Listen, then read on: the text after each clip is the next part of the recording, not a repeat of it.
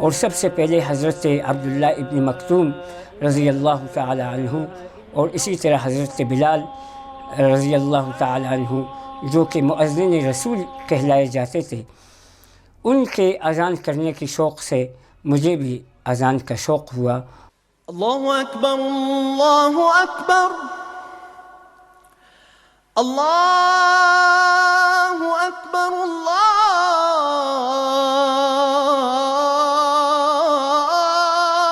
اکبر۔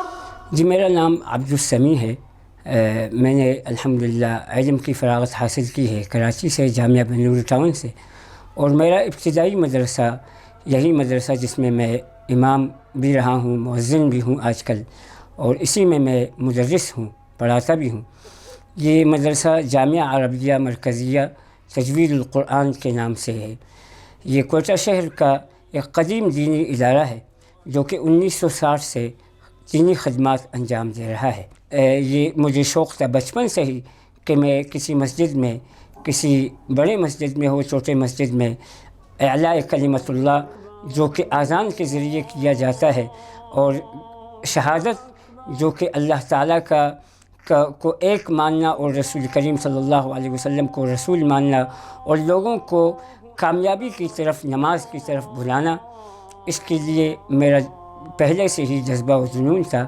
میرے اپنی زندگی میں ایک مرحلہ ایسا آیا کہ میں 2019 میں مجھے زبان پہ ایک دانہ نکلا جو بعد میں کینسر میں بدلا، اور پھر اس کی انہوں نے مجھے کہا، ڈاکٹروں نے کہا کہ اس کا سرجری ہوگا اور اس کی بڑا آپریشن ہوگا اس کا، تو پھر آپ بول نہیں سکیں گے۔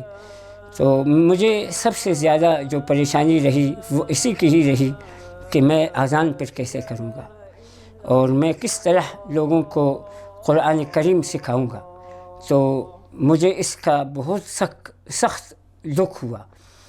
تو میں گیا تھا مارتنگ، ایک ایریا ہے شانگلہ سے آگے مارتنگ، وہاں پہ ایک حکیم رہتے ہیں۔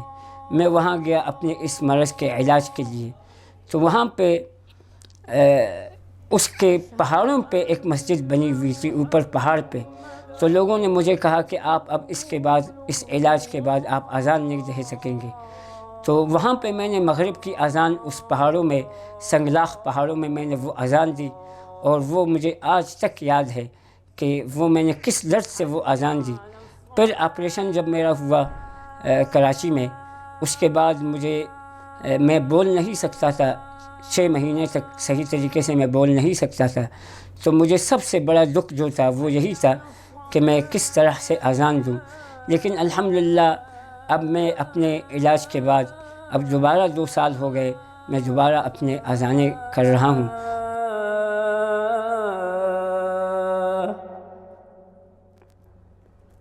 حی علی الفلاح۔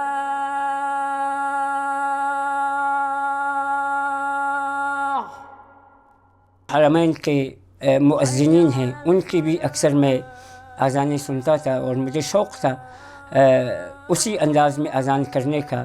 سب سے زیادہ جو میرے اذان کے میں میری رہنمائی ہوئی ہے وہ صدیق المنشاوی، جو کہ بہت بڑے قاری، نامور قاری گزرے ہیں مصر کے، اور ان کے اذان سے مجھے زیادہ متاثر ہوا ہوں، اور مجھے شوق انہی سے ہوا ہے۔ دنیاوی خواہش میری یہی ہے کہ اللہ تعالیٰ مجھے حرمین شریفین میں اذان کرنے کی سعادت نصیب فرمائے، اور اخروی جو میری خواہش ہے وہ یہی ہے کہ اللہ تعالیٰ مجھے مؤذنین کے صف میں شامل فرمائے۔